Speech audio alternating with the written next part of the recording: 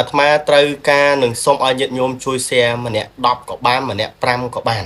share ចូលគ្រប់ក៏បាន share ជាសាធារណៈក៏បានទូបង្គំខ្ញុំបកករណាជាប្រធានមន្តិមហាគ្រួសារខ្មែរថ្នាក់មហាសិរីវត្តនៅប្រជាជាតិកម្ពុជាសូមនមស្ការព្រះធរណធគ្រប់ព្រះអង្គពីចម្ងាយចម្រើនពរញាតិញោមសាធវប្រុសស្រីបានឃើញនៅវីដេអូនេះសង្ឃឹមថាសាធុជនប្រុសស្រីនឹងជួយចុច share ឲ្យបានច្រើន share កាន់តែច្រើនគឺកាន់តែបានបុណ្យច្រើនមូលហេតុដែលអាត្មាថា share បានបុណ្យមានន័យថាអាត្មាជាអ្នកប្រាំបុណ្យឯញាតិញោមជាអ្នកដើរប្រាប់អ្នកភូមិផងរបង share ចែករំលែកចែកនៅបុណ្យបន្តគ្នាអាត្មាត្រូវការនឹងសូមឲ្យញាតិញោមជួយ share ម្នាក់10ក៏បានម្នាក់5ក៏បាន share ចូលគ្រប់ក៏បាន share ជាសាធារណៈក៏បានអាត្មាភាពខ្ញុំបកករណាទូព្រះបង្គំក៏សូមកណាប្រគេននៅផ្កាប្រាក់ចំនួន50ដើមក្នុងមួយដើមមួយវត្តអង្គចំនួន1បេ50គីឡូក្រាមព្រមទាំងមី5កេសព្រមទាំងកម្រាលព្រំនិងសៃយនៈសម្រាប់ព្រះសង្ឃអង្គុយនិមន្តអង្គុយឆាន់ទទួលចង្ហាន់ណាអញ្ចឹងគ្រប់បណ្ដាវត្តតែបច្ចៈគ្រប់ផ្កាប្រាក់50ដើមនេះក្នុងមួយដើមមិនកំណត់បច្ច័យទេបច្ច័យដើមខ្លះក៏30បច្ច័យដើមខ្លះក៏40បច្ច័យដើមខ្លះក៏60ម៉ឺនតែត្រឹម65ម៉ឺនចុះក្រោមអញ្ចឹង50ដើមនេះយើងនឹងត្រៀមបណ្ដានឹងហែទៅវត្តណាដែលខ្វះខាតគ្រប់25ខេត្តក្រុងរាជធានីអញ្ចឹងញាតិញោមសាធុជនណាដែលបានដឹងថាវត្តនៅទីកន្លែងណាខេត្តណាស្រុកណាភូមិណាខ្វះខាតញាតិញោមអាចទំនាក់ទំនងមកកាន់រយៈលេខទូរស័ព្ទ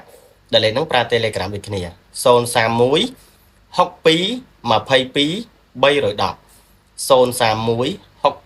22 310អាត្មាភាពមិនមែនជាអ្នកដែលរស់នៅក្នុងវត្តដែលសបោសបាយហូហៀធូធាទេ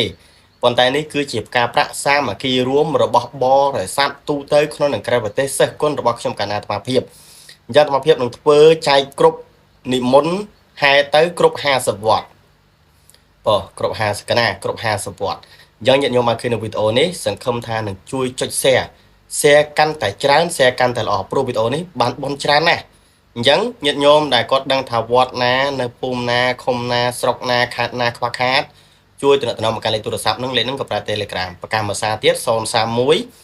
62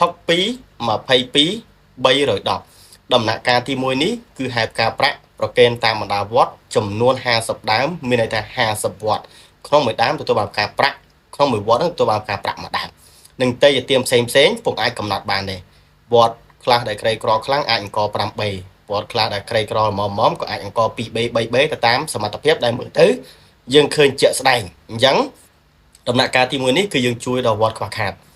រីឯដំណាក់កាលទី2មិនទាន់ដល់ទេប៉ុន្តែនឹងរួចរាល់អស់នៅគ្រប់បណ្ដា50វត្តយើងនឹងរៀបចំជួយដល់ជនក្រីក្រគ្រប់25ខេត្តក្រុងរាជធានីសំដៅទៅលើជនពិការជនចាស់ជរាដែលគ្មានទីពឹងទូរគតជនដូចគ្នាផងដែរចំនួន150គ្រួសារតែនេះគ្រាន់តែជាគម្រោងណាថ្នាក់ទី2ហ្នឹងយើងអត់ទាន់បានតេយ្យទានទេប៉ុន្តែថ្នាក់ទី1នេះយើងទទួលបានតេយ្យទានសាមគ្គីរួមបណ្ដាហើយអញ្ចឹងសង្ឃឹមថាញាតិមិត្តញាតិពធគ្រប់វ័យគ្រប់ស្រទាប់វណ្ណៈខ្ពស់ទាបខ្មៅសអ្នកមានអ្នកក្របណ្ឌិតមន្ត្រីរាជការប្រសង់ក្តីជួយចុច share នៅវីដេអូនេះ share ចែករំលែកទៅក្រែងលោវត្តណាដែលខ្ញុំកណ្ណាអាត្មាភាពពុំទទួលបានដឹងឮហេតុអត់ប្រកាន់ថាវត្តហ្នឹងជាធម្មយុត្តជាគណៈធម្មយុត្តឬក៏ជាខែគណៈមហានិកាយទេអត់ប្រកាន់ថាធម្មយុត្តឬក៏គណៈមហានិកាយទេគឺ